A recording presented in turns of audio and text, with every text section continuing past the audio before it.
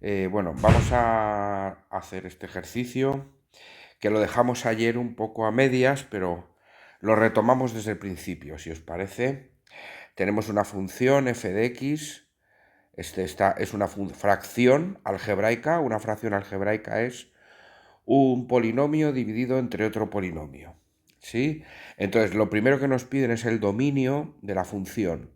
Bien, el dominio de la función veíamos ayer que donde el dominio de una función es todo valor de x que tiene imagen. O sea, que le puedes calcular la f, la imagen f de x, ¿no? Entonces, cualquier valor de x a la que le puedas calcular f de x, pues pertenece al dominio de la función. ¿Sí? Entonces, daros cuenta de que en esta función cualquier número lo puedo elevar al cuadrado. Cualquier número lo puedo multiplicar por 2 y esta suma se puede hacer siempre para todo x. Así que si fuera solo un polinomio, ya sabemos que el dominio es todo r. Pero claro, estamos dividiendo entre otro polinomio y aquí sí encontraríamos problemas en el caso de que el denominador fuera 0. Porque no puedo dividir entre 0. ¿Sí? Es decir, f de menos... Y entonces si tengo que dividir entre 0, no encontraré la imagen de la función. Entonces, ¿qué hacemos para ello? Pues nada, igualamos el denominador a 0, aquí lo tenemos, x más 1 igual a 0, y despejamos x, que nos da menos 1. Y por tanto observamos que f de menos 1 es 1 entre 0, con lo que el dominio de f, o sea, menos 1 no tiene imagen. Lo que quiere decir que el dominio de f sería todos los números reales, excepto el menos 1, que es justo donde el denominador se hace 0.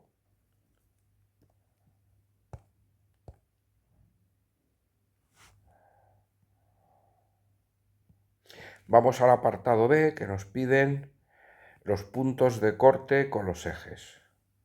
¿Sí? Los puntos de corte con los ejes. Bien, en primer lugar, ¿qué tipos de puntos de corte puede haber? Pues puede haber puntos de corte con el eje vertical y con el eje horizontal. Entonces, un punto de corte con el eje vertical, tenemos una información sobre ese punto que es muy importante, y es el hecho de que la x vale 0. Cualquier punto que se encuentre en este eje vertical tiene una condición muy potente, y es que la x vale 0. Por lo tanto, lo único que tengo que hacer para encontrar el punto de corte es decir en la función que x vale 0. Y por tanto sustituimos y calculamos la imagen del 0. Rápidamente vemos que, bueno, aquí da 2 y abajo 1, pues 2 entre 1, que es 2. Así que pasa por el punto 0,2. 0,2 sería el punto de corte con el eje vertical. ¿Sí? Este sería el punto de corte con el eje hoy. ¿Vale? Es el eje de... se llama también el eje de ordenadas. ¿Vale? Este es el eje de abscisas y este es el eje de ordenadas. ¿De acuerdo? Bien, pues pasa por el punto 0,2. Bien, ahí tenemos un punto de corte. Por cierto, no puede haber más de un punto de corte con el eje vertical, porque si no la función no sería una función, porque en el supuesto de que hubiera dos puntos de corte, este valor tendría dos imágenes. Y esto sabemos que una función se caracteriza, entre otras cosas, porque un valor de x solamente puede tener una imagen a lo sumo. ¿Vale? Otra cosa es, por lo tanto, como conclusión, afirmamos que en el eje vertical solo puede haber un punto de corte. Bien, vamos a ver el punto de corte con el eje horizontal. Y digo, con el eje horizontal podría haber más de un punto de corte, porque ahí sí que eso sí que es permisible para una función, ¿de acuerdo? Es decir, que no hay ningún problema en el sentido de que una función puede haber, digamos, varias antiimágenes, se le llama, ¿vale? Del cero en este caso. Bien, vamos a ello. ¿Qué hacemos? ¿Qué caracteriza a un punto que está en el eje horizontal? Bueno, pues le caracteriza algo muy potente, y es que la i vale cero. Cualquier punto que se encuentre en el eje horizontal, la i vale cero. Voy a poner aquí, que no lo puse, x igual a 0 para que lo tengáis cuando hagáis pantallazo. ¿Vale? Entonces aquí decíamos que el punto con el eje vertical se caracteriza porque x vale 0, y cualquier punto con el eje horizontal se caracteriza con que y vale 0. ¿De acuerdo? Entonces, ¿qué hacemos? Pues si y vale 0, sustituimos en f de x, ponemos el 0 y despejamos esta ecuación. ¿Vale? Y esta ecuación no es otra cosa. Bien, pasando esto a multiplicar, obtenemos esta ecuación que podemos resolver de manera sencilla, y ojo, porque llegamos a la conclusión de que esta raíz no se puede hacer, y esto significa que no hay puntos de corte con el eje OX, porque sencillamente no hay valores de X, de modo que esto sea igual a 0. ¿Vale? Continuamos. Sí, entonces, no tenemos puntos de corte con el eje horizontal, sí tenemos un punto de corte con el eje vertical, y este es el de coordenadas 0, 2. Bien, pasemos al apartado 3, que es el de el cálculo de las asíntotas. Bien, en primer lugar, analicemos, tenemos esta función, f de x igual a esto, analicemos si hay, veamos si hay asíntotas horizontales. Para lo cual, pues darnos cuenta de que una asíntota horizontal se caracteriza por porque el límite, cuando x tiende a infinito o a menos infinito, la función se acerca a ese valor determinado de la asíntota, a la altura a la que se encuentra esa asíntota horizontal. Es decir, aquí tiene que pasar, para que haya asíntota horizontal, tiene que pasar que el límite, cuando x tiende a más o menos infinito de f de x, sea igual a un valor k determinado. ¿De acuerdo? Entonces, calcular asíntotas horizontales es muy fácil, porque lo único que tengo que hacer es calcular este límite cuando x tiende a más o menos infinito de f de x. Lo tenemos aquí, observamos que nos da como resultado, como el grado del numerador es mayor que el del denominador, pues el límite en el infinito es infinito, lo que implica que no hay asíntotas horizontales, porque para que lo hubiera, aquí tendría que haber salido un valor concreto. ¿De acuerdo? Vamos a ver si hay asíntotas verticales. Bien, una asíntota vertical, recordemos que tiene que verificar esta condición. Hay asíntota vertical en i igual a k si, por ejemplo, hace así. También podría ir por arriba esto.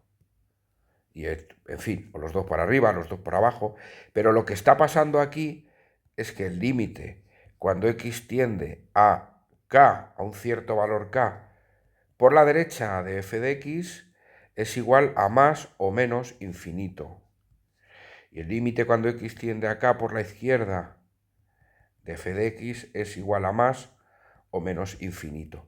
Esta es la condición matemática que ha de verificarse, que ha de cumplirse para determinar que hay asíntota vertical. ¿Y dónde la hay?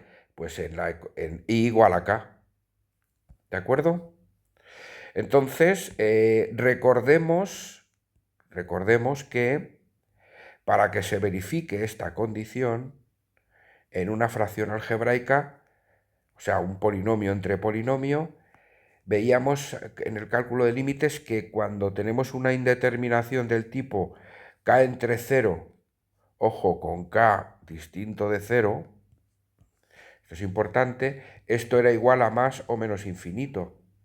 Entonces lo tenemos a huevo, es decir, si tenemos una situación como esta, el límite vale más o menos infinito y se verificaría la condición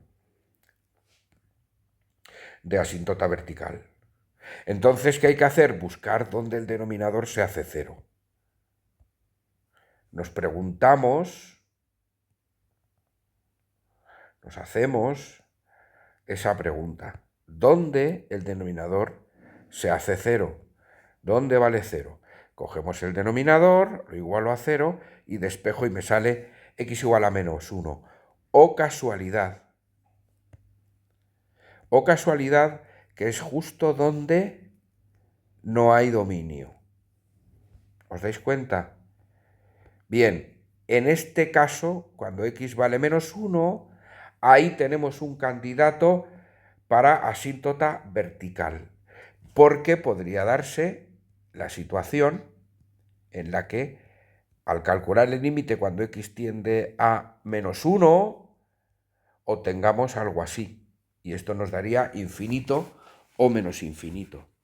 Pero ojo, hay que hacerlo, no lo hemos terminado. ¿Por qué? Porque también podría darse el caso de que el límite cuando x tiende a menos 1 fuera 0 entre 0, que esto es otra indeterminación que a veces da resultado numérico, un número.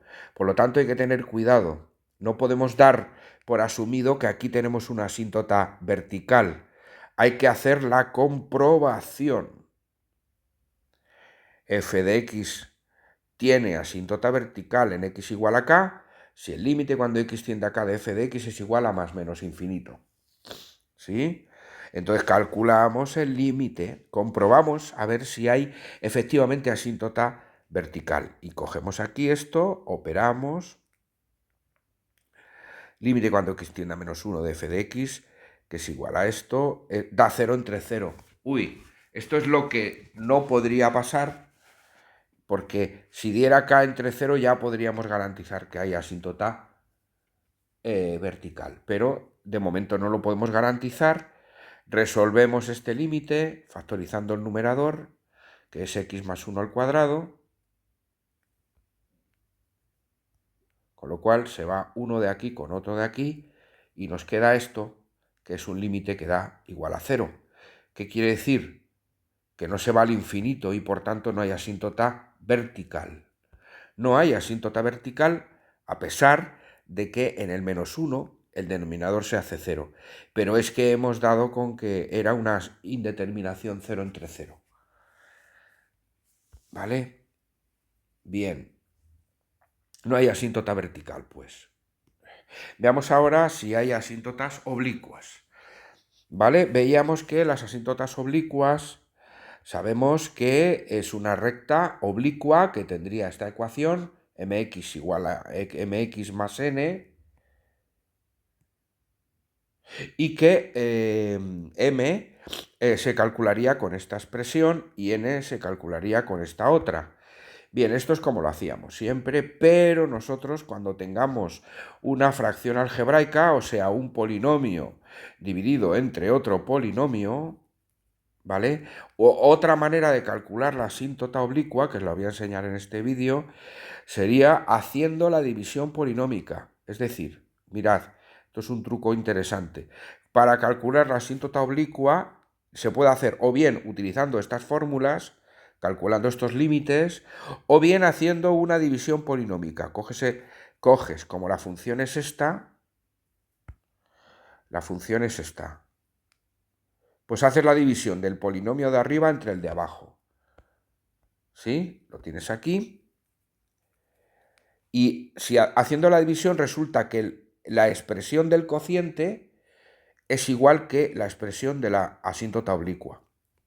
Es decir, si al hacer la división te da aquí un polinomio de grado 1, obtienes una asíntota oblicua y cuya ecuación es justamente la que te da el cociente. Así que aquí lo único que hacemos es hacer esta división entre polinomios y el resultado, el cociente x más 1, pues la ecuación y igual a x más 1 es una asíntota oblicua. Esta es otra manera interesantísima de resolver, de calcular la ecuación de la asíntota oblicua. Y una observación, cuando hay asíntotas oblicuas en una situación como esta, en la que tengo un polinomio entre otro, pues mirad, hay un truco muy bueno, siempre que el polinomio del numerador sea de un grado mayor que el del denominador, hay asíntota oblicua. Siempre. Si este es de grado 2 y este es de grado 1, tenemos garantizado que hay asíntota oblicua. ¿Vale? Si fuera de grado 3 y este de grado 2, también. O sea, la idea es que el grado del denominador tiene que ser un número menor que el grado del numerador. ¿De acuerdo? En ese caso, con la técnica de la división de polinomios, podemos obtener también la asíntota oblicua. Entonces, al que se le dé mejor dividir polinomios puede utilizar esta técnica. Y si no, pues la que hemos usado ya en varias ocasiones, ¿vale? Y es igual a mx más n, m lo obtengo calculando este límite y n lo obtengo calculando este otro límite, ¿vale? Tenéis aquí. Entonces, vamos a continuar con el apartado siguiente, que es el apartado D, donde me piden calcular máximos y mínimos. Bien, pues vamos a calcular entonces el apartado D, los máximos y los mínimos, ¿vale? De la función. Máximos y mínimos relativos. Pues nada, observemos que como la función además es continua salvo en el 1, ¿vale?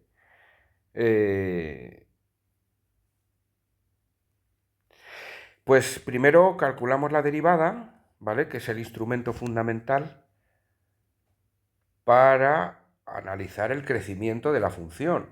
Porque si la derivada es mayor que 0, entonces sabemos que la función crece.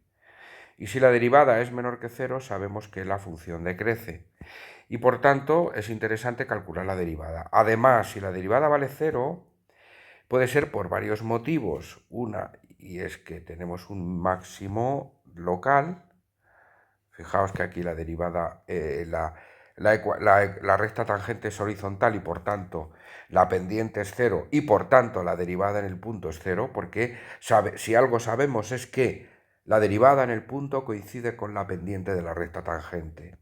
Y por tanto, si la derivada vale 0, pues si la derivada vale 0, como digo, pues esto significa que la recta tangente es horizontal. También si es un mínimo, pero ojo, también puede darse el caso de que es horizontal la recta tangente, pero no hay ni máximo ni mínimo, porque podría haber lo que llamamos un punto de inflexión, ¿sí? Esta es la cuestión, ¿no? Entonces, lo que hacemos para buscar los máximos y mínimos es justamente derivar, en primer lugar, que es importante simplificar, por cierto, derivamos la función, obtenemos así, ¿no? ¿Con qué regla? Pues para derivar esta función, pues como es una división, pues hacemos la derivada del numerador por el denominador sin derivar, más el numerador sin derivar por la derivada del denominador entre el denominador al cuadrado. Aplicamos esa regla y obtenemos esta expresión, ¿sí? Que obviamente nos interesa simplificar en este caso porque lo igualáramos a 0 y para resolver la ecuación de manera más sencilla, pues nos interesa simplificar. Multiplicamos aquí, este por 1 no importa, lo podremos quitar como si no estuviera el 1 y finalmente simplificamos, ¿no? Operamos y simplificamos. Aquí se van cosas, simplificamos y obtenemos que la expresión de la derivada es justamente esto. ¿Vale? X cuadrado más 2x entre x más 1 al cuadrado. ¿Vale? Entonces, ¿qué hacemos? Pues igualamos a 0 la derivada, lo que implica igualar a 0 esta expresión, obtenemos esta ecuación que, igualando el numerador a 0, ¿por qué? Porque una fracción es igual a 0 si el numerador vale 0. Ojo, y además que el denominador no puede valer 0, porque si no estaríamos ante 0 entre 0, que eso no está definido. Pero bueno, eso lo tenemos luego en consideración. Entonces, ¿qué hacemos? Pues igualamos el numerador a 0, operamos, fijaos aquí, sacamos factor común, una ecuación de grado 2 que le falta término independiente. Se resuelve o bien con la ecuación o bien, mejor, sacando factor común, digo, o bien con la fórmula esta de la ecuación de grado 2 o sacando factor común, mucho más interesante. Bien, resolvemos esto y obtenemos así que la derivada se anula en 0 y en menos 2. Muy bien, se anula en 0 y menos 2, pues hay que determinar qué hay en 0 y en menos 2. ¿Vale? Bien, veremos que aquí hay un mínimo y aquí hay un máximo. Pero para hacer esto necesitamos el apartado siguiente, que son los intervalos de crecimiento. En el intervalo. ¿Por qué? Porque yo anuncio que aquí va a haber un mínimo y aquí va a haber un máximo. Pero esto en realidad necesitamos el apartado siguiente para poderlo determinar. Lo veremos ahora. En todo caso, sí que es importante darse cuenta de que dado una x que vale 0, pues tengo una y asociada. Calculo f de 0, opero y me da 2, que es este punto, que son las coordenadas del mínimo. Y para x igual a menos 2, obtenemos que la imagen vale menos 2, sin más que sustituir en la expresión algebraica de la función, y entonces operando obtengo que el punto es menos 2, 2, y aquí hay un máximo. Pero repito, el hecho de que haya un mínimo o haya un máximo todavía no estaríamos en disposición de saberlo. Lo estaremos una vez realizado el apartado siguiente, que me están pidiendo los intervalos de crecimiento y decrecimiento. Bien, los intervalos de crecimiento y decrecimiento, el instrumento, una vez más necesario, es la primera derivada, porque la derivada, como digo, si es mayor que 0, sabemos que la función crece. Y si es menor que 0, sabemos que la función decrece. Entonces, la función derivada la tenemos aquí. Fijaos en un detalle interesante, el denominador es un polinomio elevado a 2 al cuadrado. Si está elevado al cuadrado, es positivo siempre. Por lo tanto, hemos de ver, bien, los cambios estarán determinados por el numerador, pero no importa. Sabemos que los posibles del apartado anterior, sabemos que los posibles máximos o mínimos, o digamos mejor, los posibles extremos relativos, se llaman extremos relativos, los posibles extremos relativos están en 0 y menos 2, que es donde la derivada valía 0. También puede haber un cambio de crecimiento, cuidado, o sea, puede haber un cambio de crecimiento en donde no está definida la función, donde no hay dominio. Sí, en el menos 1 podría haber un cambio de crecimiento. Tenemos que tener especial cuidado con esto. Es decir, digo que entonces los puntos donde puede cambiar el crecimiento serían el menos 1, en el 0 y en el menos 2.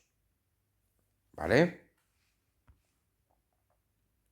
Entonces hacemos aquí este esquema. Utilizando la primera derivada vamos a hacer un esquema donde representaremos los intervalos de crecimiento y decrecimiento. ¿Vale? Entonces, en menos 2, en menos 1, que es donde no está definida, no pertenece al dominio, y ahí puede haber un cambio de crecimiento, y en el 0.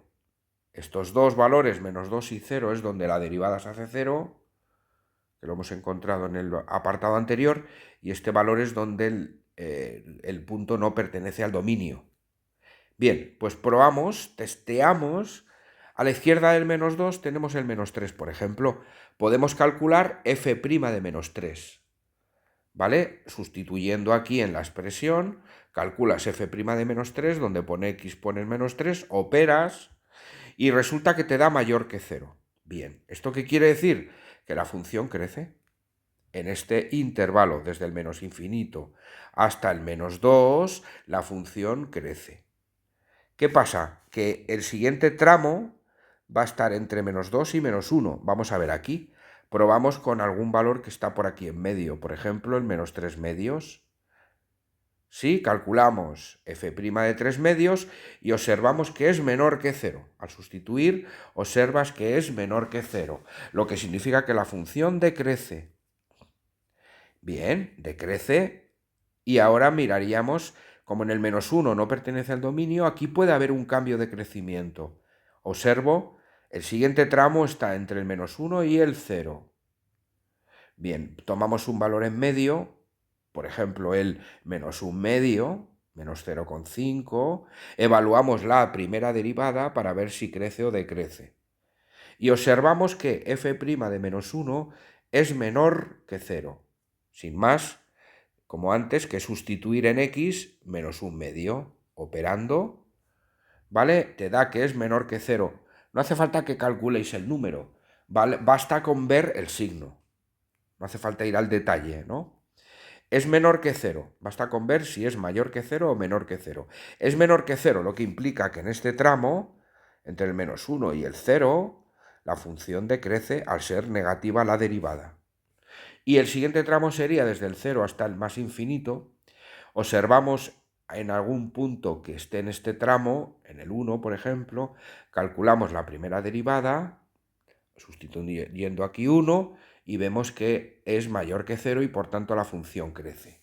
Y una vez que tengo los intervalos de crecimiento determinado, puedo ver exactamente qué pasaba en el 0 y en el menos 2.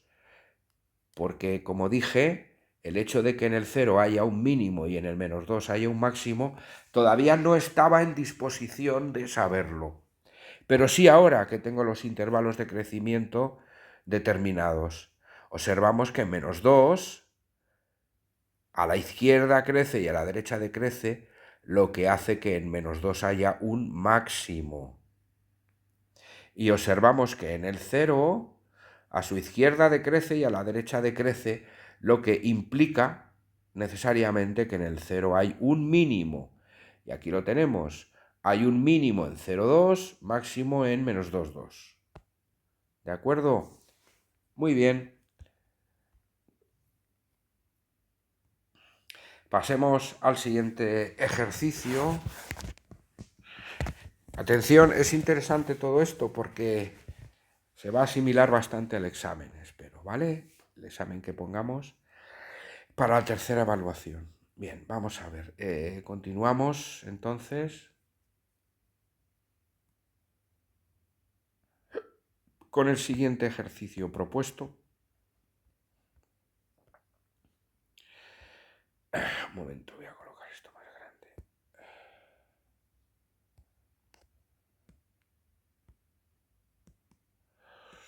Muy bien, vamos a ello.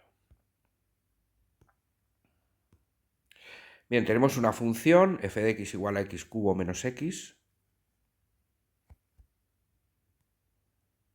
Y nos están pidiendo, en el apartado A, indicar sus puntos de inflexión y su curvatura.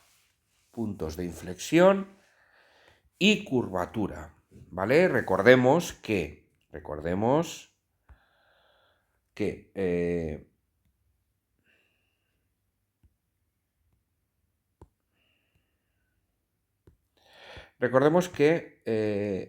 un punto de inflexión o la curvatura, digamos, hay que distinguir entre estas dos situaciones, ¿vale? Un momento. Vale. Bien, efectivamente. Hay una cierta ambigüedad.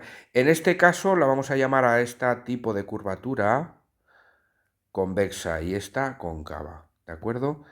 ¿Cómo distinguiremos esta situación? Pues mira, es convexa,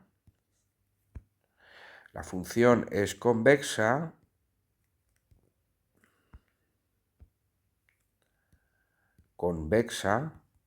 cuando en un punto dado la recta tangente está por encima de la función y es cóncava cuando en un punto dado la recta tangente está por debajo de la función. ¿Sí? Y veíamos que, sabemos que si f segunda de x es menor que 0, es convexa. Y si f segunda de x es mayor que 0, es cóncava. ¿Y qué pasa si la función pasa, digamos, de convexa a cóncava o de cóncava a convexa? Pues en este punto no sería ni cóncava ni convexa. A este punto se le llama, es un punto de inflexión. Hay un cambio en el comportamiento de la curvatura. A la izquierda de este punto es convexa y a la derecha es cóncava. En este caso, a la izquierda de este punto es cóncava y a su derecha convexa. ¿Sí? Entonces, ¿qué tenemos? Pues tenemos lo siguiente. Que donde hay un cambio de curvatura, que llamamos punto de inflexión, la segunda derivada vale 0. Esto es una condición importante. Pero también es importante saber que siempre que valga 0, no necesariamente hay un punto de inflexión. Esto hay que confirmarlo o comprobarlo. ¿De acuerdo? Así que el instrumento, al igual que el instrumento para ver si una función era creciente o decreciente era la primera derivada, pues para ver si la función es cóncava o convexa, el instrumento es la segunda derivada, ¿vale? Así que tendremos que calcular la segunda derivada de esta función. ¿De acuerdo? Como instrumento fundamental con el que vamos a trabajar. Bien, entonces, en primer lugar, buscamos los puntos de inflexión y la curvatura. Estudiamos esto que me piden, ¿no? Entonces, la primera derivada de esta función, x cubo menos x, es un polinomio, es 3x cuadrado menos 1. Esta es la primera derivada de x cubo menos x. Sería 3x cuadrado menos 1. Necesitamos la segunda derivada. Pues derivando este polinomio obtenemos 6x. Es la segunda derivada de la función f de x. Ahora, ¿qué hacemos? Igualamos a 0 la segunda derivada. ¿Y por qué? Porque ahí es donde están los, y subrayo, posibles puntos de inflexión. No, digo posibles porque no siempre que esto suceda va a haber necesariamente un punto de inflexión. Pero al revés sí. Si hay un punto de inflexión, esto tiene que suceder. Por lo tanto, esto es una buena herramienta para buscar los posibles puntos de inflexión. Así que, igualando a 0 la segunda derivada, 6x igual a 0, obtienes que x vale 0. Aquí tenemos un posible punto de inflexión. ¿Y cómo podemos confirmar o comprobar si es o no un punto de inflexión realmente? Pues lo podemos hacer mirando a la izquierda y a la derecha, a ver si hay un cambio en la curvatura. Porque eso es lo que define un punto de inflexión. Un punto de inflexión lo es si a su izquierda y a su derecha la curvatura cambia. Vamos a ello. Entonces calculamos a la izquierda del 0, por ejemplo, en el menos 1, la segunda derivada, que nos da menor que 0. ¿Esto qué decíamos que era? Si es menor que 0 es convexa la función. Hace así. ¿Y cuánto vale en el 1? Pues vale 6, que es mayor que 0. Esto quiere decir que es cóncava la función. Y con esto confirmamos que efectivamente en el 0 hay un cambio de comportamiento en la curvatura. ¿Vale?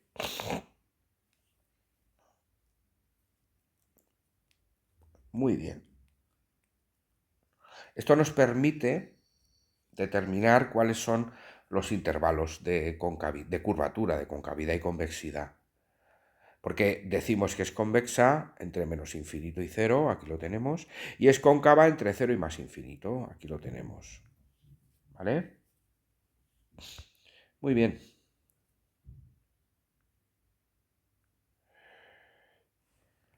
Bien, en x igual a 0 hay punto de inflexión porque cambia el comportamiento de la curvatura. ¿Vale? Y lo hemos encontrado a través de la segunda derivada igualándola a 0. ¿De acuerdo? Y vamos al apartado B que me piden. Dice, escribe la ecuación de la recta normal a la función en x igual a 1. ¿Qué es la recta normal? Pues la recta normal es la que es perpendicular, es decir, a la recta tangente. En un punto, la recta tangente es esta, pues la recta normal es esta. Entonces, ¿qué tenemos que encontrar? Pues nada, la pendiente de la recta normal y el punto este. Vamos a ello. Escribe la ecuación de la recta normal a la función en x igual a menos 1. Bien, la ecuación de la recta punto pendiente es esta. Y menos b igual a m por x menos a. ¿Qué necesitamos? Un punto de la recta, que es AB, de las coordenadas AB, que pertenece a la recta, y necesitamos también la pendiente de la recta. ¿Vale? Sabemos que B es igual a f de A. ¿Por qué? Porque ese punto que buscamos pertenece también a la curva y por tanto verifica su ecuación. Y por tanto, si buscamos la ecuación de la recta normal a la función en x igual a menos 1, las coordenadas de este punto son menos 1 y f de menos 1. A vale menos 1 y b vale f de menos 1. Como la función es esta, donde pone x pones menos 1 y operas, ¿vale? Y sale 0. O sea, el punto donde estamos buscando la recta normal es de coordenadas menos 1, 0. Ya sabemos algo. Ahora tenemos que buscar la pendiente. Y la pendiente de la recta tangente es f' de A. Y la pendiente de la recta normal es menos 1 entre f' de A. Porque si m es la pendiente de una recta, menos 1 partido m es la pendiente de la recta perpendicular. Así pues,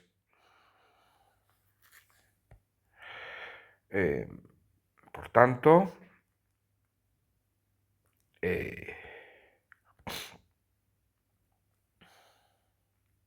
calculamos la derivada en menos 1. ¿Sí? La derivada en menos 1, la primera derivada, la tenemos aquí calculada. Donde pone x ponemos menos 1, operas. Menos 1 al cuadrado 1, 3, menos 2, da 2. Menos 1, 2, da 2. Da 2, f' de menos 1 vale 2. Entonces la pendiente de la recta normal a la curva es menos 1 entre 2.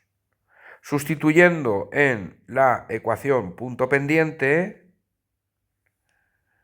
¿sí? Ponemos y menos 0 porque sabemos que tiene pendiente menos 1 medio y pasa por menos 1, 2. Sustituyes en la ecuación punto pendiente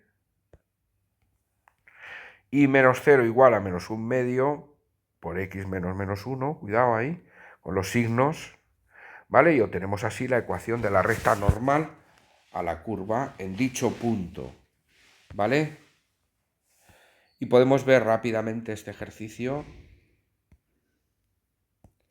El ejercicio 3, ¿vale? Que dice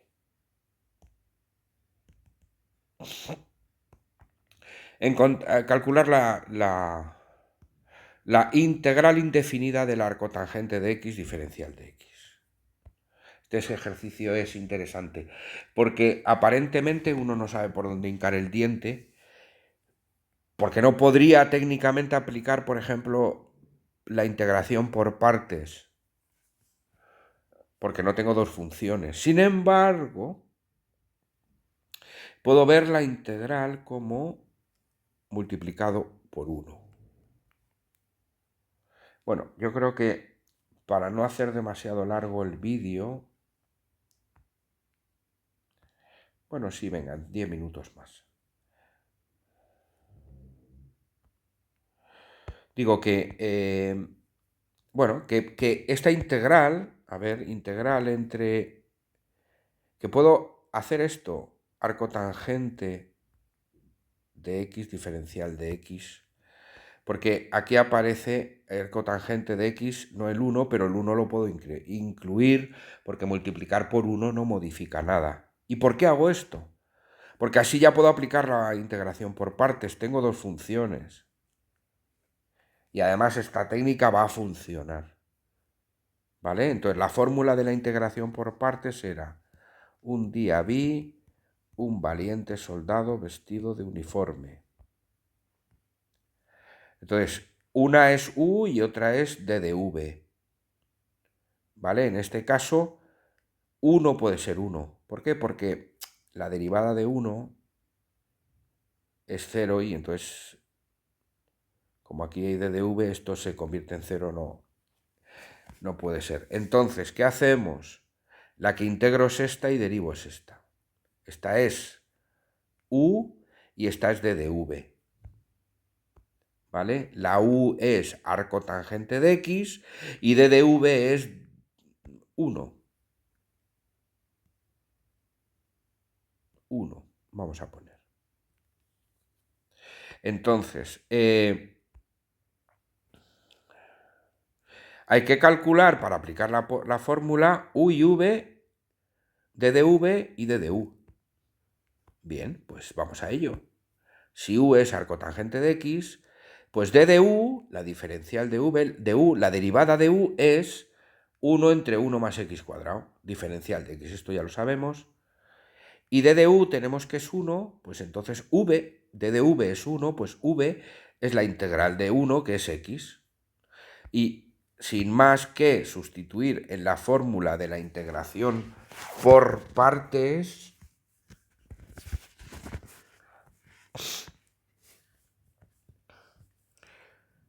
u por v menos integral de v diferencial de u, sustituimos los valores, x por arco tangente de x, menos integral de v, x, por d de u, 1 entre 1 más x cuadrado. Y de esta manera, fíjate que esta integral que me queda es más sencilla de operar, ¿vale? Entonces fíjate que la derivada de x de 1 más x cuadrado es 2x. Tengo aquí la x, lo único que necesitaría es introducir el 2. ¿Cómo lo hago? Pues multiplicando por un medio. Así así, si multiplico, si estoy aquí multiplicando por 2, para no hacerlo por la cara, lo que hago es compensar multiplicando por un medio. ¿Sí? Y aquí, por tanto, teniendo esto, podemos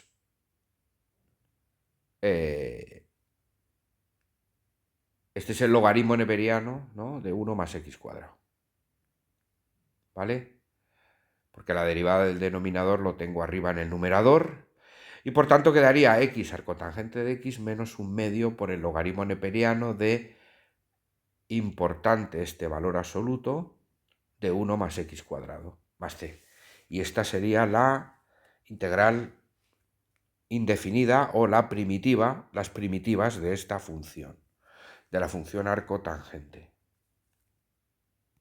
Muy bien, con esto me despido, pero antes hago algunos comentarios. Esto es una buena guía para preparar el examen de la tercera evaluación. Más cosas, puede caer en funciones definidas a trozos, cuidado y tal. Cuidado, pueden caer funciones definidas a trozos, estudiar la continuidad, la derivabilidad, pero eso lo teníamos más reciente, pero esto me interesaba repasarlo. En fin, pues ya iremos hablando a la vuelta de Semana Santa, porque trabajaremos, ya haremos exámenes globales, ¿de acuerdo? De todo el curso para las personas que se presenten al final con todo el curso, ¿de acuerdo? Porque es prescriptivo hacer un examen final y los que hayan aprobado por evaluaciones pues se presentarán a la parte que tengan de la tercera evaluación que no lo ha hecho nadie todavía, o si hay alguna evaluación suspensa, solo a la parte que está suspensa. Venga, nos vemos después de Semana Santa. Un saludo.